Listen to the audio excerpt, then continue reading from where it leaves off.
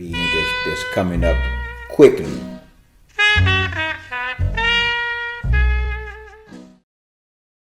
You know, the thing that I always hear you talking about, which is pooling your resources. And at first, what I used to think when I hear pooling resources, the first thing I think a lot of people think is money. Oh, yes. And it's like, well, I don't have any money, or I don't have much money.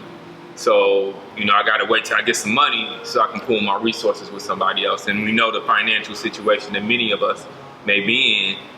We live in paycheck to paycheck, so we don't really see the ability to pool our resources. Can you kind of speak to that? Yes, sir. Pooling resources, putting what monies that we have saved in our little accounts, it doesn't even scratch the surface to the understanding of pooling resources.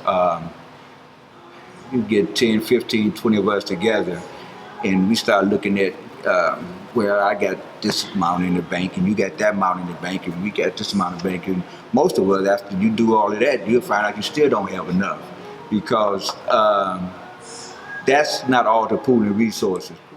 Talking to the Honorable Minister Louis Farrakhan not too long ago, I mentioned how I wasn't a follower of the Honorable Elijah Muhammad growing up. Mm-hmm. But I remember as a teenager and a young adult, you can go to black communities around this country and you would find the followers of Elijah Muhammad, they had businesses. They was almost monopolizing the businesses in the black community back in the 60s and 70s. They had shoe stores, they had upholstery shops, they had grocery stores, they had fish markets, they had bakeries, they had restaurants, they had apartment buildings. And many of those believers that was with the Honorable Elijah Muhammad during that time, they didn't have a high school education, many of them. Many of them didn't even finish elementary school. Mm-hmm. But why were they so successful? They were successful because they pooled their resources. They followed the instruction of the Honorable Elijah Muhammad. They just obeyed. They followed his instructions.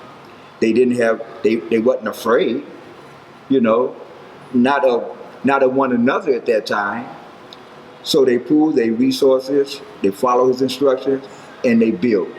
And that's the difference between them and us. We're just not obeying. Yes. We're not obeying. And again, some of the impediments is that we had bad experience with one another, but we got to get out of that. We got to grow out of that, If that means chopping off the head of somebody that steals from us, then so be it. Yes, make an example of one or two, and then that stuff will end real quickly. But we have to have some trust. We have to be serious. There's really no time to be pussyfooting around. Anybody that understands the time that we're living in know that we are really, really, really behind. I just hope and pray that Allah bless us with a little bit more time to build. Yes. It's an excellent location in the South Loop. If you know anything about Chicago, 18th and State is a wonderful area to be in that's coming up quickly.